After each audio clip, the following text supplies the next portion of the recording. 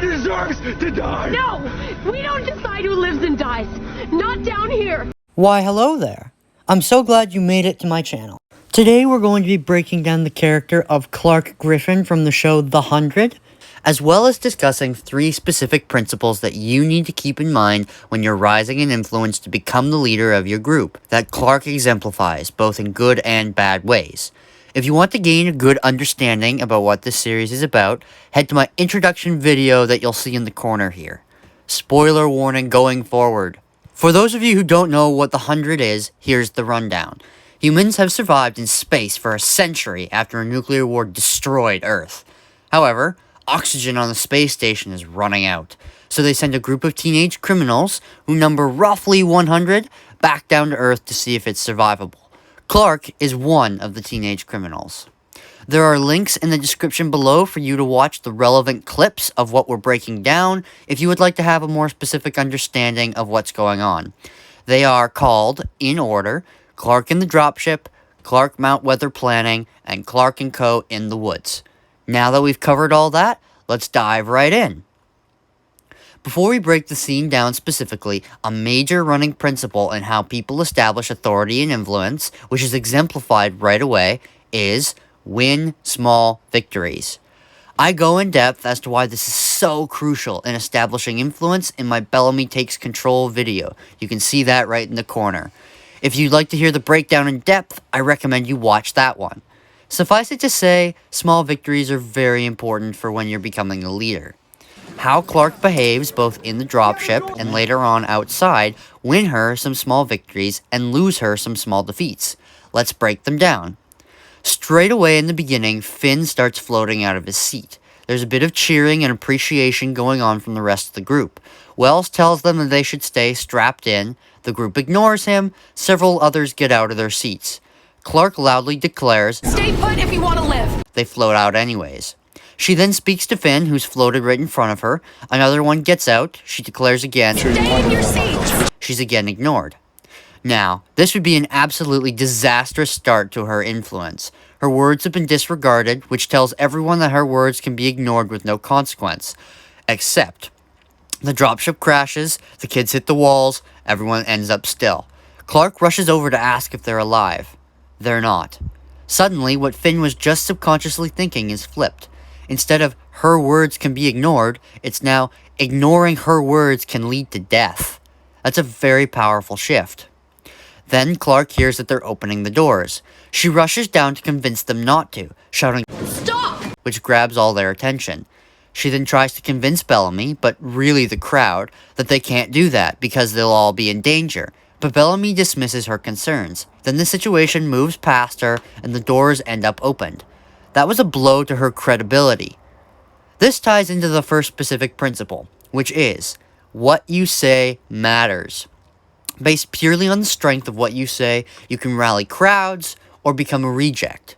So what you say should be aiming at winning small victories for yourself, because whatever you say is going to either contribute to your win count or contribute to diminishing your influence.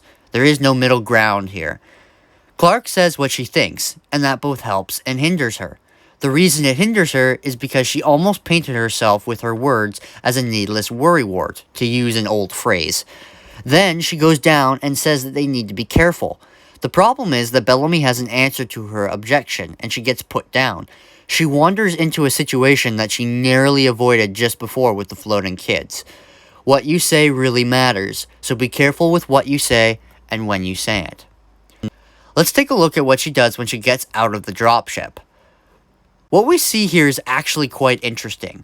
Clarke allows Wells to speak for her point of view to the group, but then when he's dismissed, she takes over, dismisses Octavia, then addresses the crowd, painting a picture of why they need to go get food. The longer we wait, the hungrier we'll get and the harder this'll be. Then she tries to spin it as follow me now, which allows Bellamy to come in and dismiss her.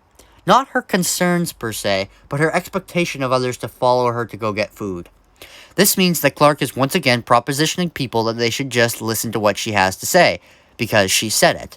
She gives a good reason for why they should go, but she's still being demanding. She hasn't earned the spot of leader yet, and yet she's speaking as if she is. This is completely contrasted with Bellamy, who simply states an opinion he has, which rallies the crowd behind him. This ties into the second principle, which is, impress, then demand. People follow people who look like they know what they're doing.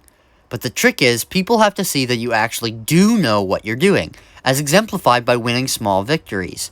Clarke has not done this yet.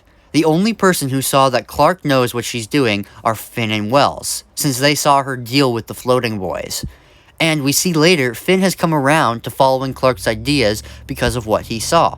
The principle worked for her on Finn, but she hasn't put in the work to demonstrate that to anybody else.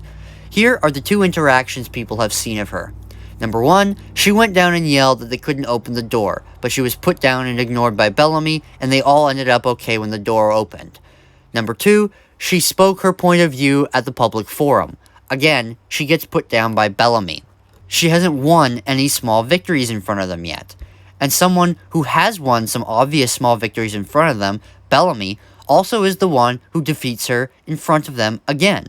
So when she makes the demand that they all leave to go get food, they're not inclined to listen to her words, even if what she says is true.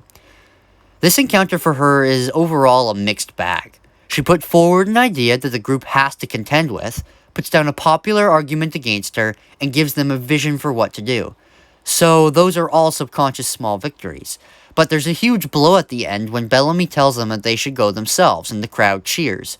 Clarke's influence due to this is probably a little higher than it was in the dropship, but in comparison to Bellamy, who's going to be her main rival, she's far below him. If you want people to go along with your ideas and demands, impress them first with small victories, then make demands. In the next series of clips, we're going to look at how Clarke manages a team of volunteers as they track through the woods. This is a continuing theme for Clarke. She's being demanding, she's stating what she knows are the correct ideas, but the people who are following her don't like her because she hasn't really earned their respect yet. Because again, she hasn't won any notable victories in front of them. Except for Finn, who is following her lead, and the others seem to be following Finn's lead. But she earns their respect later when she tells Octavia not to go in the water, and it turns out that there's a sea monster. She also earns their respect because she comes up with the idea to distract the monster instead of diving in, which works, and Octavia gets pulled out and nobody else gets hurt. These are small victories, and now if Clarke was to make demands of them or tell them not to do something, they're more inclined to listen to her. This ties into the third and final specific principle of this video. Impress specific leaders, not the crowds they're leading. There are really two options that you have when it comes to gaining influence and power. 1, go individually to each person and thus get the crowd behind you, or number 2, go to the leader of the crowd and impress them.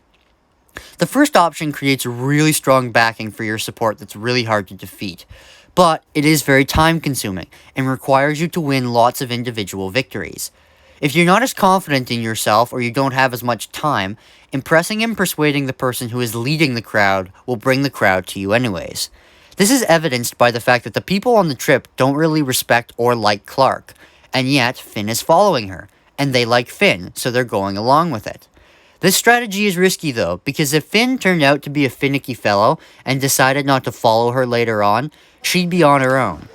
But if you're in the middle of a power struggle and you need to buy time for you to impress more people, this is a shortcut you can take. Okay, there we have it. Clarke has established a small corner of the group that's behind her, and she's demonstrated solid quick thinking skills. However, she has been beat twice now by Bellamy, who is her main rival, and she's shown a bad track record of not being careful enough with her words. Let's sum up what we talked about. The specific principles are, number 1, what you say matters. Everything is either helping you win victories or speeding up your losses, so be careful of what you're saying. Number 2, impress before you demand. This is for you if you are the bossy one in your group. If you start by being demanding and pushy, people will reject your ideas. Slow down, win some small victories in front of them first, impress them, and then try to push your ideas forward. It'll save you a lot of pain. Number 3, impress the leaders of the crowd, not the crowd themselves. If you're in a pinch and you need time to impress more people, this is a wonderful shortcut you can take. So, that's where we're at. Clarke has established her own small faction, And in the next episode, we'll become engaged in a series of power struggles against Bellamy to see who emerges as the main leader of the 100. Do you see yourself as Clarke? Do you see yourself as Bellamy? Did you notice anything in the video that I didn't mention? Have you ever been in a position where you became the leader of a group? What principles did you use to make that happen? If any of these questions hit home for you, comment what your answer is down in the comments below.